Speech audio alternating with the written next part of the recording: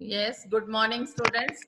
ये लेसन हम ज्योग्राफी का लेसन नंबर 1 पढ़ रहे थे, रिसोर्सेज एंड डेवलपमेंट, संसाधन और विकास। पहली 2 वीडियोस हो चुकी है मेरी और ये तीसरी वीडियो स्टार्ट हो रही है, रिसोर्स प्लानिंग इन इंडिया, कि भारत में रिसोर्स प्लानिंग कैसे की जाती है। भारत में रिसोर्स प्लानिंग हम 3 तरीके से करते हैं, ये 1, 2 एंड 3।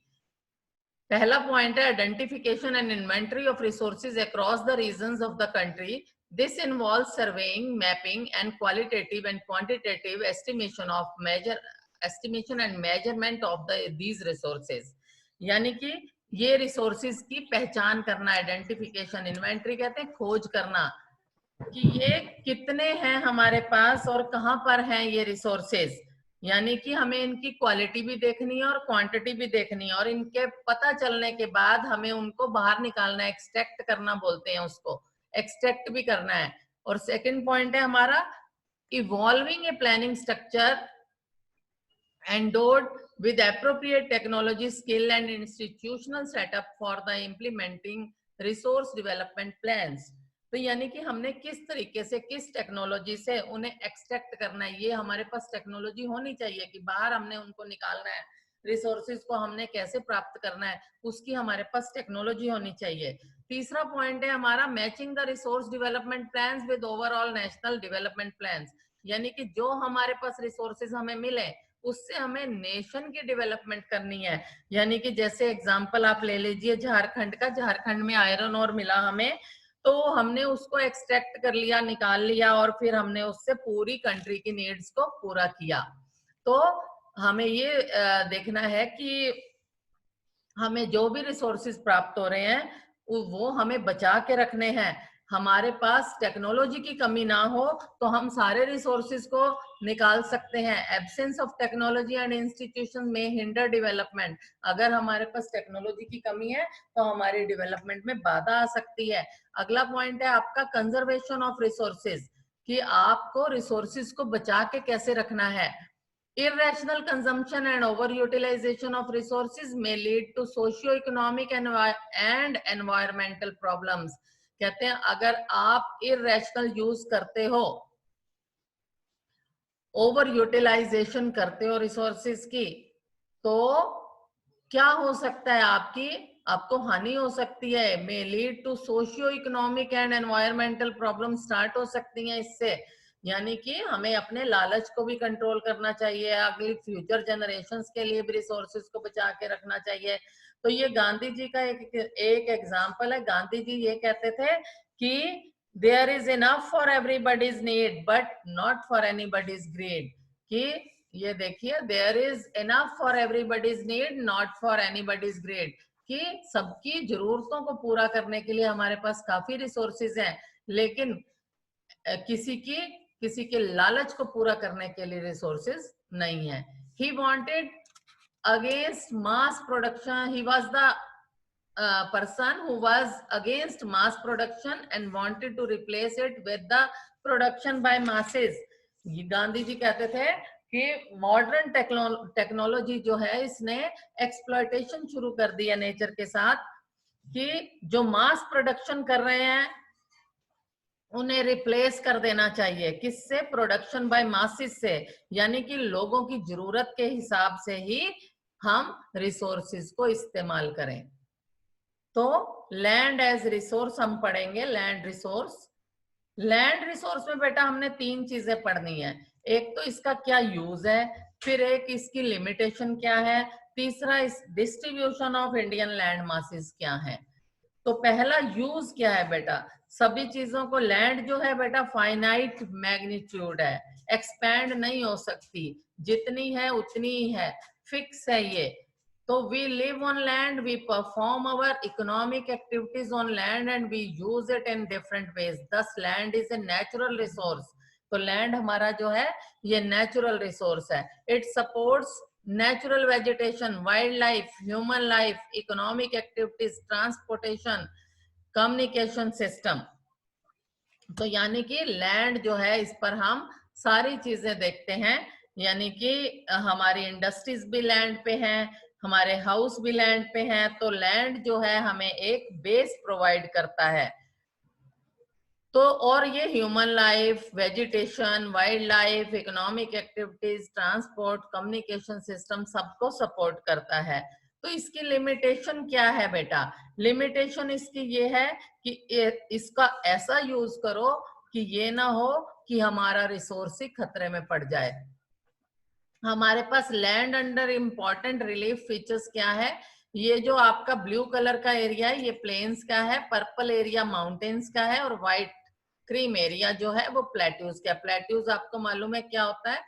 टेबल लैंड होती है, flat land on the top of the mountain is called plateau. तो ये जो प्लेन पोर्शन है हमारे पास लैंड पर ये 43% है, और माउंटेन्स हैं जो हमारे पास ये 30% है, और प्लेट्यूज जो है हमारे 27% है।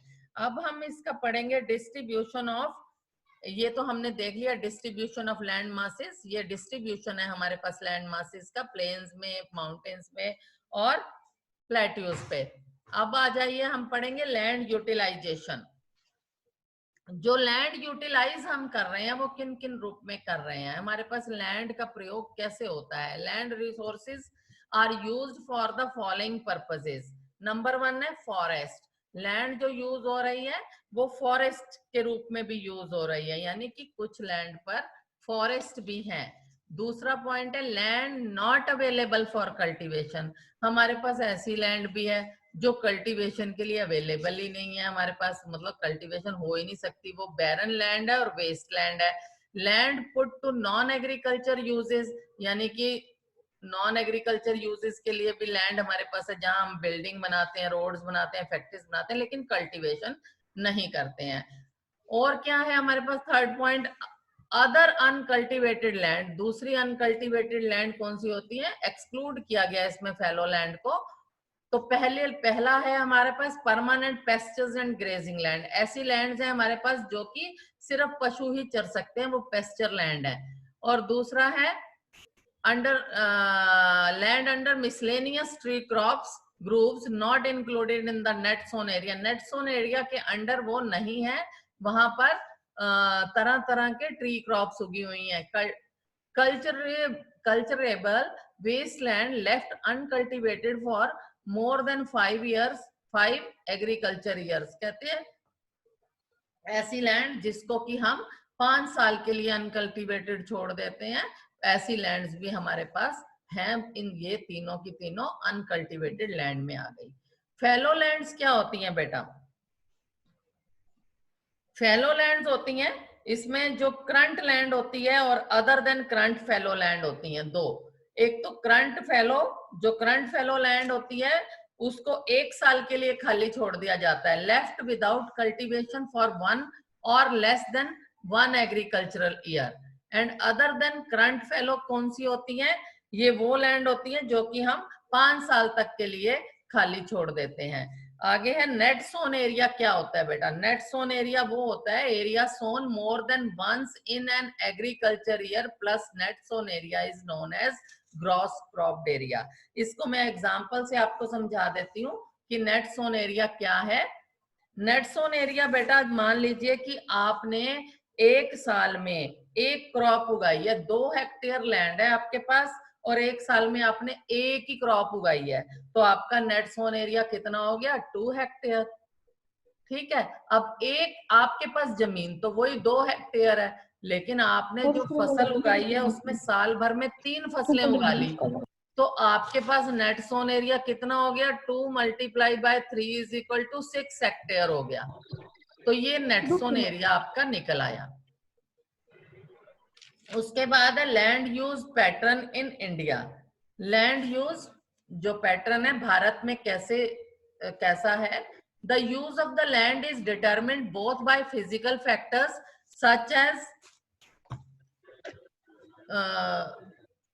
such as topography, climate, soil types, as well as human factors such as population density, technological capability, and culture and tradition etc.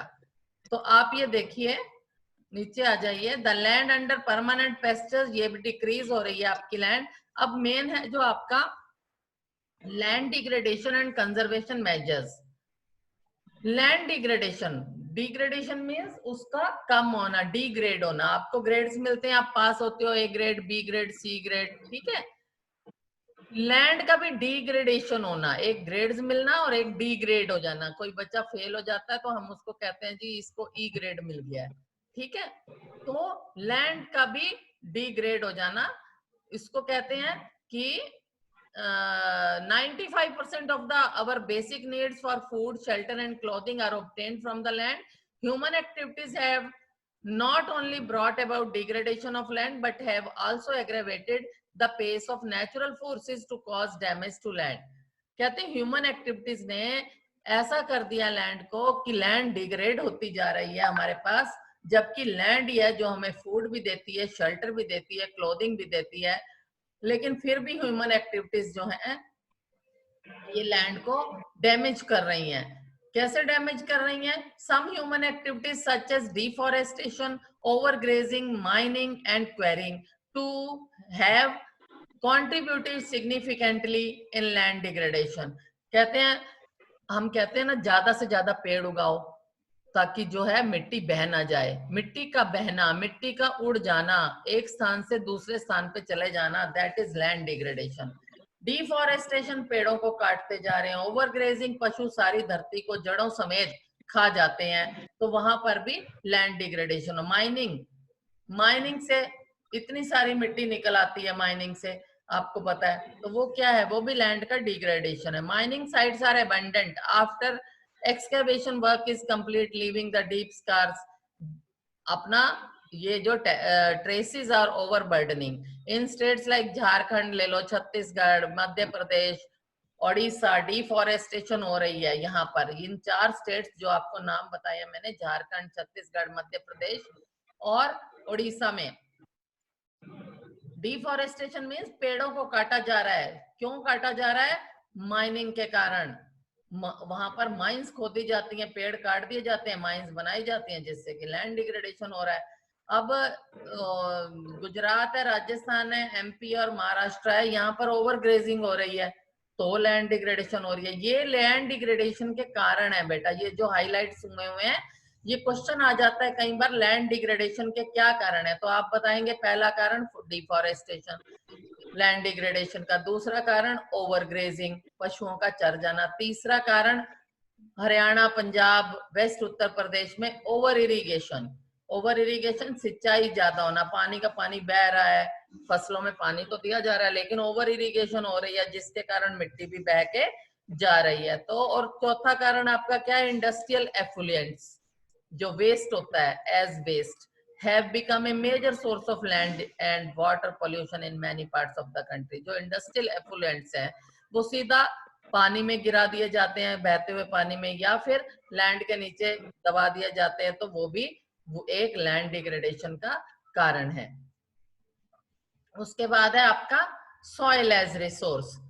Soil as resource यानी कि soil is the most important renewable natural resource. ये हमारे पास बड़ा natural resource है soil हमारा, लेकिन बेटा इस सॉइल को बनने में मिलियंस ऑफ ईयर्स लग जाते हैं। 1 सेंटीमीटर तक सॉइल को बनने में कई 100 साल लग जाते हैं। तो it takes millions of years to form soil up to few centimetre in depth. Various forces of nature such as change in temperature, action of running water, wind, glacier, activities of decomposers, etc. contribute to the formation of the soil. ये सारी चीजें जो हैं ये soil इनसे बनती है। आगे है टॉप सॉइल। ये आपका सॉइल का बता रखा है कि सॉइल कौन कौन सी होती है, ये आपका साइंस में भी आ जाता है। ये टॉप लेयर है जिसको हम अपर सॉइल लेयर बोलते हैं। आगे है सब soil, weathered rocks, sand and silt clay. इस धरती के नीचे थोड़ा सा चले जाएंगे हम तो यहाँ पर हमें रॉक, सैंड और सिल्ट क्ले मिलेगी। और उसके बाद है substratum, weathered parent rock material है। ये हमारे पास अनवेदर्ड पेरेंट बेड रॉक है। ये 4 आपकी ये लेयर्स ऑफ द सॉइल आप पढ़ते हैं साइंस में। उसके बाद है classification of soils. Classification of soils के क्वेश्चंस आ जाते हैं पेपर में भी। ये है एलुवियल सॉइल। सबसे पहले हमारे पास है एलुवियल सॉइल। एलुवियल सॉइल कौन सी होती है? एलुवियल सॉइल दो तरह की होती है बेटा, एक होती है भांगर, एक होती है खादर। भांगर जो है वो पुरानी है, खादर जो है वो नई सॉइल है, एलुवियल है दोनों ही। ये बेटा प्लेन्स एरिया में पाई जाती है, जहां पर इंडस, गंगा, ब्रह्मपुत्र रिवर्स चलती हैं। रिवर्स अपने साथ मिट्टी जो बहा के लाती हैं वो एलुवियल सॉइल होती है, वो किनारों पे छोड़ती जाती हैं। तो ये जो हमारे नॉर्दर्न प्लेन्स हैं वो सारे एलुवियल ऑयल के बने हुए हैं, एलुवियल सॉइल के बने हुए हैं, sorry. These soils are extended in Rajasthan and Gujarat through a narrow corridor. Alluvial soil is also found in the eastern coastal plains, particularly in the deltas of Mahanadi, Godavari, Krishna and Kaveri rivers. कहते हैं eastern coastal planes भी हमारे जो हैं वो भी, वहां पर भी एलुवियल सॉइल है, क्योंकि वहां पर भी नदियां हैं, महानदी है, गोदावरी है, कृष्णा है, कावेरी है। ठीक है जी। उसके बाद है एलुवियल सॉइल जो है, इनमें क्या क्या चीजें होती हैं? सैंड है, सिल्ट है, क्ले है। ठीक है, ये दो तरह की एलुवियल सॉइल है, भांगर है और खादर है। भांगर कहते हैं ओल्ड एलुवियल सॉइल को, और खादर बोलते हैं न्यू एलुवियल सॉइल को। तो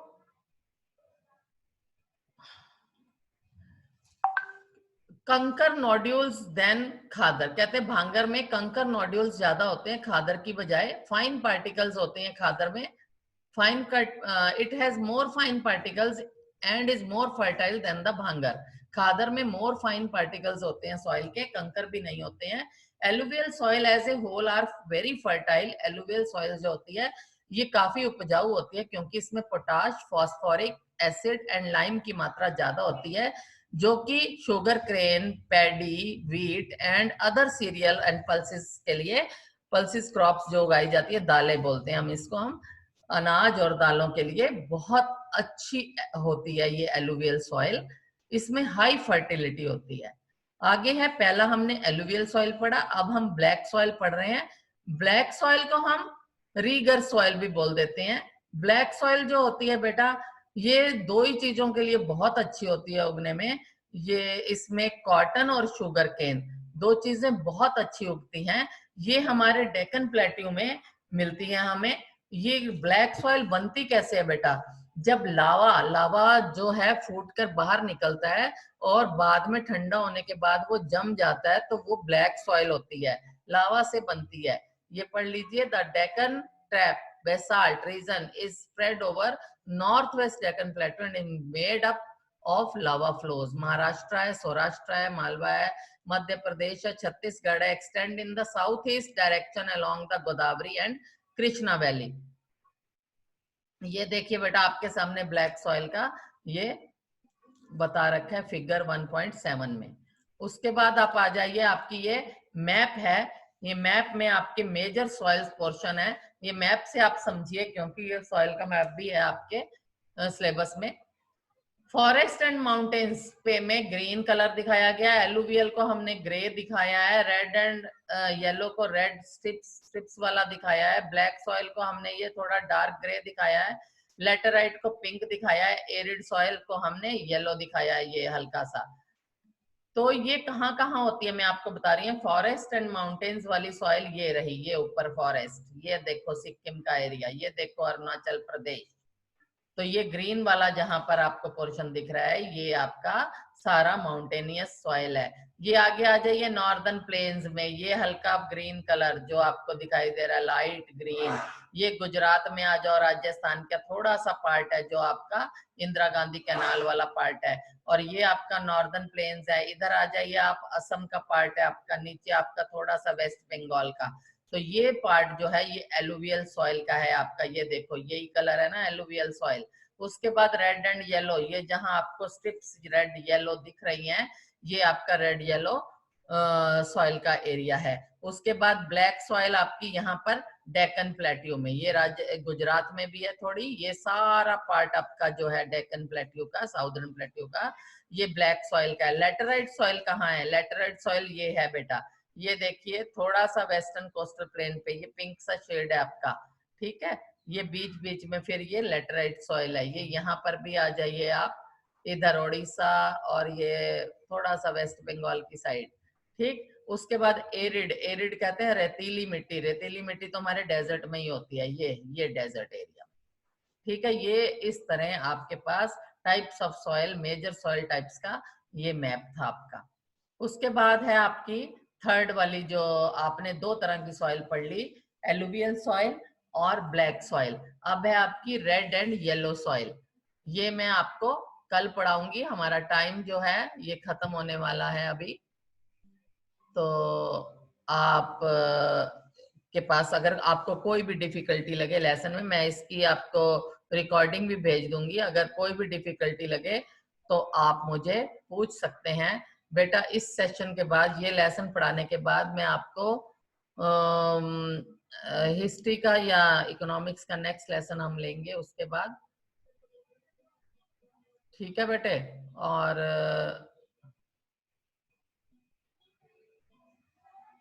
आपकी कोई भी क्वेरीज हो आप मुझसे पूछ सकते हैं।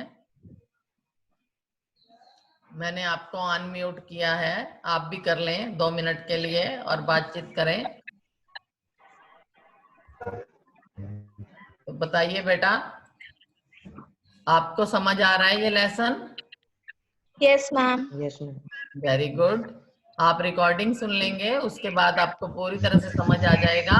उसके बाद में आपकी सेशन होगी, आपको क्वेश्चन आंसर्स भी याद करवाऊंगी सारे, क्योंकि ये ना हो कि आपको क्वेश्चन आंसर आप याद ना करो। लेसन आप पूरी तरह से जब समझ लेते हो तो बेटा उसमें कहीं से भी कोई 1 वर्ड आ जाए, 1 मार्क का क्वेश्चन आ जाए, 3 मार्क्स वाले आ जाए, आप उसको कर सकते हैं। और एसएस कोई बहुत ज्यादा डिफिकल्ट नहीं है कि जिसमें आप मार्क्स 100% नहीं ले सकते, ले सकते हैं आप मार्क्स 100%। ऑल द बेस्ट बेटा, बाय बाय बेटा, बाय मैम। कल मिलेंगे, कल फिर क्लास होगी आपकी। और अगर आपको स्क्रीन शेयर ना हो तो बेटा मुझे बता देना, ठीक है? कोई भी प्रॉब्लम आए तो बता देना। इसमें 1-2 दिन से कुछ प्रॉब्लम आ रही है, मुझे भी लग रहा है, लेकिन आज कम बच्चे ज्वाइन किए हैं, सारे 12, 13, 14 बच्चे ज्वाइन किए हुए थे, लेकिन मेरी भी पासवर्ड शो करिए। है रॉन्ग पासवर्ड शो पहले मेरे को, यस मैम। तो ठीक है बेटा, उसी समय भेजूंगी। अभी आज मैं देख लेती हूँ दोबारा मेरी क्या कमी है इसमें। तो आज बहुत कम बच्चे ज्वाइन किए हैं, 42 बच्चे रोज ज्वाइन करते हैं क्लास को, आज कम है। ठीक है बेटा, ओके बाय। सारे बच्चे कमेंट्स कर रहे थे कि हमारा ज्वाइन नहीं हो रहा, हमारा ज्वाइन नहीं हो रहा। क्या कह रही हो निशा? आवाज नहीं क्लियर आ रही। Friends forever